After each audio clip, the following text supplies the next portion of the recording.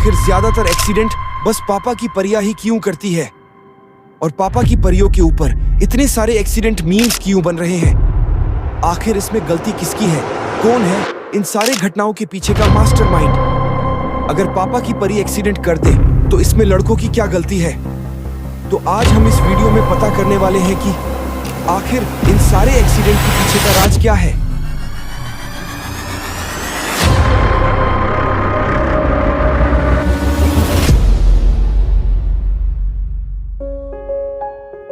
नमस्कार and welcome back दोस्तों। आपने ऐसे बहुत से रील्स एंड शॉर्ट्स जरूर देखे होंगे जिसमें कोई लड़की ऐसे पागलों की तरह बाइक चला रही होगी और एक्सीडेंट के बाद हर बार गलती लड़कों की ही निकालेगी। अगर हम यहाँ पर ध्यान से देखें तो गलती किसकी है? देखो, इसे समझने के लिए हम पहले एक सर्वे इमेज देखते हैं। यहाँ पर जो पर्पल बार है ये सारे मेल्स के द्वारा किए गए एक्सीडेंट को दर्शा रहा है और जो ये पिंक वाली बार है ये सारे फीमेल्स की द्वारा किए गए एक्सीडेंट को दर्शा रहा है। इस ग्राफ से ये पता चलता है कि ज्यादातर एक्सीडेंट्स बस मेल्स कर रहे हैं। अगर ऐसा है तो बस लड़कियों को ही क्यों टारगेट किया जा रहा है? मेरे ढूंढने से मुझे पता लगा कि इसका दो बड़े रीजंस हैं। पहला है कल्चर और दूसरा है सोसाइटी। अगर हम कल्चर की बात करें तो हमें देखने को मिलेगा कि साइंटिफिकली अगर हम महिलाओं को देखें तो महिलाएं फिजिकली उतनी स्ट्रांग नहीं होती। इसी वजह से हमारे अंदर ये मान्यता आ गई है कि महिलाओं को ज्यादातर पेरेंट्स के द्वारा बाहर नहीं निकलने दिया जाता है।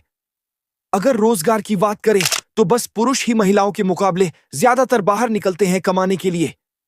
एक तरह से ये एक कल्चर बन गई है कि बस महिलाएं घर में बैठे काम करेंगी और सारे पुरुष बाहर कमाने के लिए जाएंगे। इस तरह महिलाओं को ज्यादा मौका ही नहीं मिल पाता बाहर ड्राइव करने को। और एक दूसरी रीजन इसमें हो सकती है कि भले ही लॉज के मुताबिक अंडर 18 वालों को बाइक या कोई ऐसी वाहन जो फ्यूल से चलती है वो चलना मना है, लेकिन फिर भी ये बात सच है कि लड़के बेहद पहले से ही बाइक चलाना स्टार्ट कर देते हैं, जो कि लड़कियां ज्यादातर ऐसा नहीं करती।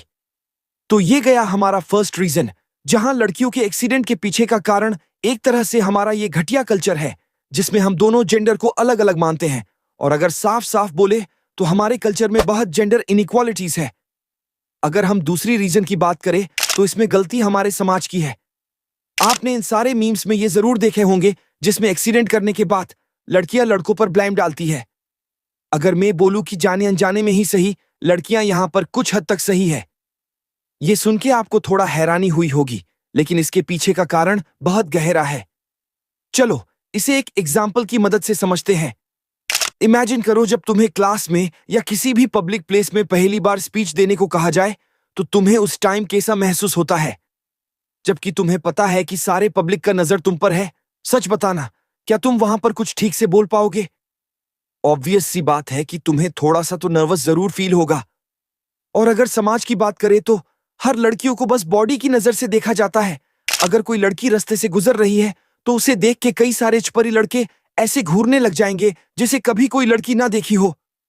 अब ऐसे में तुम ही बता दो, जब तुम ऐसे सड़क पर अकेले जा रहे हो और तुम्हें पता है कि 4 बंदे तुम्हें गंदी नजर से घूर रहे हैं, तो सच बताना, क्या तुम्हारा ध्यान क्या बाइक चलाने में होगा या तुम अपने आप को उनकी नजर से छुपाने की कोशिश करोगे? अगर ऐसे में तुमसे कोई छोटी मोटी एक्सीडेंट हो भी जाती है तो सच बताओ, इसमें गलती किसकी है? यहां पर कुछ बंदे मुझे बोल रहे होंगे कि हो सकता है कोई और उसे गंदी नजर से देख रहा होगा, लेकिन एक्सीडेंट तो हमारे साथ ही कर देती है। उनके लिए मेरा जवाब है, देखो, मैं किसी एक स्पेसिफिक पर्सन या किसी एक व्यक्ति की बात नहीं कर रहा हूं। मैं बात कर रहा हूं इस समाज की, जहां अभी भी लड़कियों को बस एक शरीर की नजर से देखा जाता है, जहां अभी भी ये बोला जाता है कि लड़कियों को देर रात तक नहीं घूमना चाहिए। इससे ये पता चलता है कि जो उनको गंदी नजर से देख रहा है उसकी गलती छुपाकर उन लड़कियों की गलती बताया जाता है जो बाहर थोड़ी चेन से घूमना चाहती है।